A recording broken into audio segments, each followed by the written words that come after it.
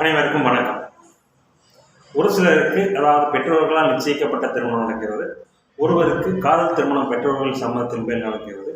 ஒரு சிலருக்கு பார்த்தீங்கன்னா வீட்டை விட்டு பெற்றோர்கள் எதிர்ப்பை மீறி சிலர் திருமணம் செய்து கொள்கிறார்கள். அந்த திருமணம் சிலருக்கு நீடித்த திருமணமாக அமைகிறது, சிலருக்கு விவாகரத்தில் முடிந்து விடுகிறது. காதலுக்கு திருமணம் செய்து கொண்டதற்கான கிரக நிலையும் அதன் மூலம் விவாகரத்து உண்டாவதற்கான கிரக நிலையும் என்ன என்பதை விளக்குவதற்காக இந்த உதாரண வீடியோவை நான் பதிவு செய்கிறேன். இந்த ஜாதகர் பிறந்தது பார்த்தீங்கன்னா 16/12/1999 5:26 PM அளவில் பிறந்திருக்கார். ரிஷப லக்னம், மீன ராசி, உத்திரட்டாதி நட்சத்திரம். இந்த ஜாதகத்துக்கு பார்த்தீங்கன்னா லக்னத்துக்கு 6ஆம் இடத்தில் சுக்கிரன், 7ஆம் இடத்தில் புதன், 8ஆம் இடத்தில் சூரியன், 9ஆம் இடத்தில் செவ்வாய் கேது, 11ஆம் இடத்தில் சந்திரன், 12ஆம் இடத்தில் குரு சனி. இந்த ஜாதகருக்கு ஆரம்ப திசையாகவே ராஜயோகாதிபதி சனி திசை நடந்தது. இந்த சனி நீசமானாலும் குருவுடன் இணைந்து பரிவர்த்தனை மனம் காரணத்தால் இந்த ஜாதகர் பிறந்தவுடன் அவருடைய தந்தையாருடைய தொழில் வளர்ச்சி நன்றாகவே இருந்தது. ஏனென்றால் 9ஆம் தேதி பரிவர்த்தனை ஆகிறார், குருவுடன் இணைந்திருக்கிறார். 9ஆம் வீட்டில் தனிச்சிருக்கும் நிலையில் தந்தையை கெடுப்பார். பாதகாதிபதியாக இருந்தாலும் அவர் குருவுடன் இணைந்து 12இல் மறைந்து செவ்வாயுடன் பரிவர்த்தனையாவது இந்த ஜாதகருக்கு தந்தையாரின் தொழில் திறமை நன்றாகவே இருந்தது. அதே சமயம் பார்த்தீங்கன்னா இந்த ஜாதகர் நன்றாக படித்துக் கொண்டிருந்த இந்த ஜாதகர் புதன் 7இல் இருப்பதாலும் நிஷ்பலம் இருந்து பெற்றிருந்தாலும் விருச்சிகத்தில் புதன் இருப்பதாலும் இந்த ஜாதகர் நல்ல அறிவு படைத்தவர். அதே சமயம் சற்று துடுக்கான சுறுசுறுப்பான பெண் என்று தான் சொல்ல வேண்டும். ஏனென்றால் பெண்கள் ஜாதகத்தில் செவ்வாய் நேர்வலை பெற்றாலே ஆண் தன்மை ஒரு ஜாதகருக்கு மேன்கோயில் ஆணை போல அதை எதையும் சமாளிக்கும் துணிச்சலான ஒரு பெண்மணியாக இந்த ஜாதகர் இருந்தார். இந்த ஜாதகருக்கு புதன் திசை சுக்கிர புத்தியில் வேற்று இனத்தவருடன் காதல் ஏற்பட்டு பெற்றோர்களின் மீது எதிர்ப்பை மீது திருமணம் செய்து கொண்டார். புதன் திசை சுக்கிர புத்தி, சுக்கிரன் துலாத்தில் இருக்கும் நிலையில் 10 வயதில் சுக்கிர திசை நடக்கும்போது சுக்கிரனின் பாவத்துவ சுழத்துவ தன்மைக்கேற்ப ஒருவருக்கு திருமணம் நடக்கும். இங்கே சுக்கிரன் குருவின் பார்வையை விட சனியின் பார்வையில் தான் நெருங்கி இருக்கிறார். சனியின் பார்வை பெற்ற இந்த சுக்கிரன் பெற்றோர்கள் சம்பளத்தை இல்லாமல் இன்ஃபாக்சுவேஷன் என்ற அமைப்பை கொடுத்து திருமணம் காதல் திருமணம் என்ற அமைப்பில் ஒரு அந்நிய வாலிபனை இந்த ஜாதகர் திருமணம் செய்து கொள்கிறார். திருமணம் செய்து 1.5 வருடங்கள் கழித்து அந்த வாழ்க்கை பிடிக்காமல் திரும்பவும் தாய் வீட்டிற்கு இந்த ஜாதகர் வருகிறார். இதற்கு காரணம் பார்த்தீங்கன்னா துலாத்தில் சுக்கிரன் பாபத்துவமாக இருப்பதும் 7ஆம் அதிபதி உச்சமாக இருப்பதும். என்னதான் ஒரு ஜாதகத்திற்கு 7ஆம் அதிபதி உச்சமாக இருந்தாலும் அவருக்கு சில நிலைகளில் 2ஆம் திருமணத்தையும் தரும், திருமண தாமதத்தையும் ஏற்படுத்தும்.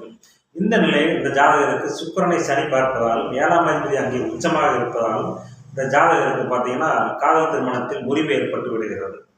சரி, இந்த ஜாதகருக்கு பெற்றோர்கள் திருமணத்தின் உதவியோடு தான் திருமணம் நடக்கும். ஏனென்றால் 7ஆம் அதிபதி உச்சமாகி கேதுவுடன் இணைந்திருப்பதும் 7ஆம் வீட்டில் தனித்த புதன் இருப்பதும் இந்த ஜாதகருக்கு நீடித்த திருமண வாழ்க்கை என்பது தான் இனத்தை சார்ந்த ஒருவருடன் தான் நடக்கும். 2 5 கூட 7இல் இருப்பது உறவினரோ அல்லது அருகாமையில் இருக்கக்கூடியவரோ ஏற்கனவே அறிமுகமானவருக்கும் இந்த ஜாதகருக்கு 2வது திருமணம் நடக்கும். அந்த திருமணமும் நிலையாக இருக்கும். திருமணம் எப்பொழுது நடக்கும்? இந்த ஜாதகருக்கு இப்போ பார்த்தீங்கன்னா புதன் திசை செவ்வாய் புத்தி நடக்குது. செவ்வாய் கேதுவுடன் இணைந்து விட்டார். அவர் 12ஆம் இடத்தோடு பரிவர்த்தனை ஆகிவிட்டார். எனவே செவ்வாய் புத்தி முடிஞ்சு அடுத்து வரும் ராகு புத்தியில் இந்த ஜாதகருக்கு 2வது திருமணம் பெற்றோர்களின் சம்மதத்தின் பேரில் நடக்கும். ஏனென்றால் 7இல் தனிச்ச புதன் அமைவிட்டார். 7ஆம் இடம் பாபத்துவம் அடையவில்லை, 7ஆம் அதிபதியும் பாபத்துவம் அடையவில்லை. பதின்பருவத்திலே வருகின்ற அந்த சுக்கிர புத்தியோ தசையோ சனி பாவத்துவமாக இருக்கும் நிலையில் காதல் என்ற பெயரில் கற்பை இழக்க செய்யும் இந்த கிரகங்களை தான் இந்த ஜாதகருக்கு அமைந்திருக்கிறது புதன் திசை சுக்கிர புத்தியில். அதே சமயம் அடுத்து வருகின்ற புதன் திசை ராகு புத்தியில் இந்த ஜாதகருக்கு பெற்றோர்கள் சம்மதத்துடன் ஏற்கனவே தெரிஞ்ச ஒருவருடன் திருமணம் நிச்சயிக்கப்பட்டு திருமணமாகக்கூடிய அமைப்பு இருக்கிறது. ஏனென்றால் ராகு கேதுக்கள் தன்னை பார்க்கும் கிரகங்களில் காரக ஆதிபத்திய விஷயங்களை எடுத்து செய்வார்கள் என்பதற்கு அவர் கடகராகவாக போகஸ்தானத்தில் வீரியஸ்தானத்தில் இருப்பதாலும் செவ்வாயின் பார்வையை பெற்ற ராகு செவ்வாயின் ஆதிபத்தியமான 7ஆம் ஆதிபத்தியத்தை அங்கே எடுத்து செய்வார் என்பதாலும் ராகு புத்தியில் இந்த ஜாதகருக்கு திருமணம் கண்டிப்பாக நடக்கும். ஏனென்றால் குரு புத்தியில் இந்த ஜாதகர் புத்திர பாக்கியம் பெற வேண்டும்.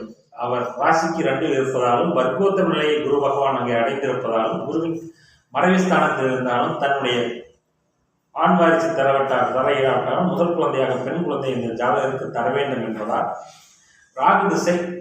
புதன் திசை ராகு புத்தியில் இந்த ஜாதகருக்கு உறுதியாக திருமணம் நடந்தே தீரும்.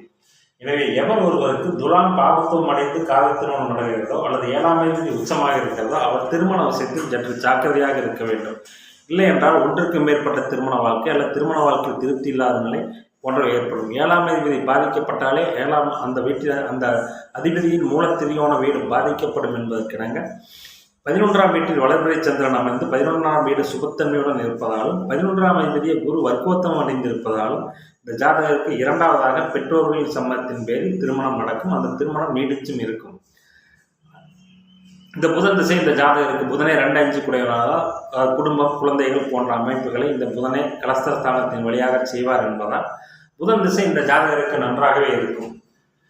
அதாவது பாபத்துவமான 6ஆம் அதிபதி லக்னாதிபதியே 6ஆம் அதிபதியாக அங்கு வருவதாலும் அவர் சனியின் பார்வை பெற்று பாபத்துவம் அடைந்தாலும் 6ஆம் இடம் பெற்றதால் வம்பு வழக்கு போன்ற பிரச்சனைகள் ஏற்பட்டு முதல் திருமணம் அதாவது அந்நிய இனத்துடன் ஏற்பட்டு அது தோல்வியில் முடிந்தது. அதே சமயம் 2வது திருமணம் இந்த ஜாதகருக்கு நன்றாகவே அமையும். ஏனென்றால் 7 தனித்த புதன் இருப்பதும் 11ஆம் அதிபதி வர்க்கோத்தமம் பெற்றிருப்பதும் இந்த ஜாதகருக்கு 2வது திருமணம் நன்றாகவே இருக்கும். 2வது திருமணம் பெற்றோர்கள் சம்மதத்தின் பேரில் நடக்கும் என்பதற்கு இந்த ஜாதகம் ஒரு நல்ல உதாரணம். எனவே துலாம் பாபத்துவம் அடைந்து காதல் திருமணம் நடைபெற்றாலே அந்த திருமணத்தில் சிக்கல் ஏற்பதற்கான வழிமுறைகள் அதிகமாக இருக்கின்றன.